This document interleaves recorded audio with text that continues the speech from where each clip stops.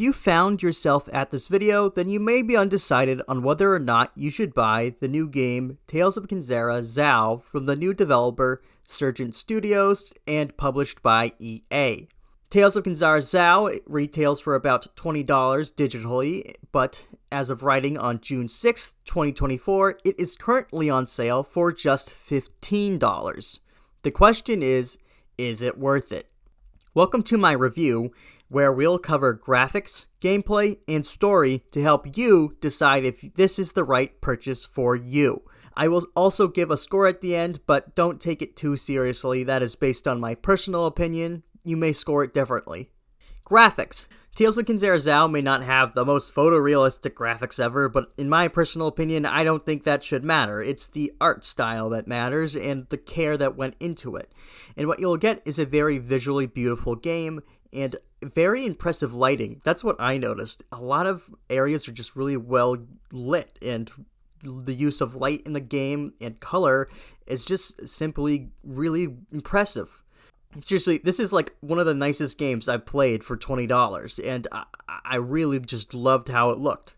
And on top of all that, it really felt unique to this IP. The game comes packaged with performance and visuals mode, and running in performance, I experienced maybe like a few seconds of a frame rate drop in a later level, but other than that, the game runs very well. For such a small game with a small asking price, you're going to just get a really great visual package here. The gameplay. Tales of Kenzera ZAU is an action platformer, meaning you'll be traversing deadly obstacles and fighting rooms full of enemies to progress in your journey.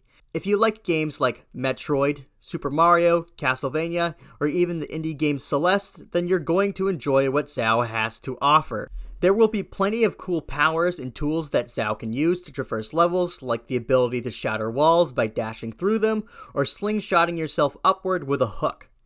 You'll also unlock combat abilities that are fun too, such as shooting out a gigantic beam of moonlight to vanquish foes. The fighting is comparable to Devil May Cry. In fact, it's kind of like a mini Devil May Cry game when you're in those sequences. You'll be juggling enemies into the air, comboing them with different moves, and I bet if I had any ounce of actual skill in this part, I would be able to show it off better. Platforming's tight and feels great, and gameplay-wise, it's the best thing it has to offer. It gets progressively harder as you go on, but each time you encounter a tough section and conquer it, it really does feel amazing. My main issue with the game is that the combat, while fun, just kind of lacks depth, and the small enemy variety means that some situations just kind of get annoying to deal with over time. Some enemies dive bomb you in the air while others smack you around, and there's one that can be taking pot shots from a ranged position. It can get just kind of annoying and frustrating, so you definitely need to prioritize which enemies to take out, but out of the whole game, these sections just kind of felt like trial and error, and it wasn't something I was a huge fan of, but you can kind of get better at it as you go on, and once again, I think there might be a skill ceiling that I just wasn't reaching there. But if there was a sequel, I would say that I would hope that they would improve on the combat and just kind of make it more doable, and maybe give you a bit more options, because you do have some limited ways of taking out enemies, like you have to knock down shields, and that can get annoying after a while too. However, where the combat really does shine is in these challenge areas. So the game makes sure to sprinkle out areas through each level that are completely optional, but can test the player's skill and knowledge.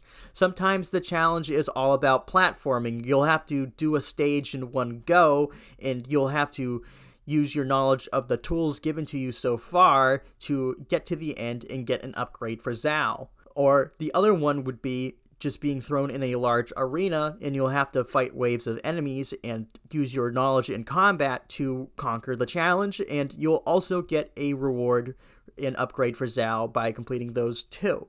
And the arenas in the combat challenges are a lot bigger than the ones that are in the main story, and I think that's where combat really shines, because you get a better sense of it overall. And I wish that in the main story of the game, when ZAU was in these big fights, I wish that the arenas were the same size as the challenge arenas, because I think that overall made for a better experience in combat. Boss fights are super intense and are no pushovers. I got better at not dying as much as these encounters progressed, but man, that first fight kicked my butt for like 40 minutes. If you're worried that Tales of Kenzera ZAU might be too easy for you, I would say don't worry, there's a good enough challenge here to make the gameplay worthwhile. The story. Tales of Kenzera ZAU was announced last December at the Game Awards by its creator, Abubakar Salim, who you might know as Bayek of Siwa from Assassin's Creed Origins. In this game, he plays the main character Zhao, but he also voices another character named Zuberi. During the announcement, he shared the touching story of dealing with the loss of his father and how it influenced the creation of Zhao's narrative, and boy oh boy, is it an emotional one. The narrative starts with you playing as a boy named Zuberi who has just lost his father, and his mother gives him his father's last manuscript, which is a story about a mystical shaman named Zhao who makes a deal with death to return his father's spirit to the land of the living, but only if Zhao can return the three great spirits to death that rejected his call. If Zhao fails this quest, then Zhao's life is forfeit. This is an emotional journey with a small cast of characters and a tale about overcoming grief. What makes ZAU unique is its blend of African mythology and culture, something that is not really represented well in gaming at all, let's be real. So it's an interesting perspective that I really enjoyed playing through and experiencing myself. And if you want something new and different, ZAU is going to deliver that not only within its level design and bosses, but also in its narrative. The overall, should you buy Tales of Kenzera ZAU?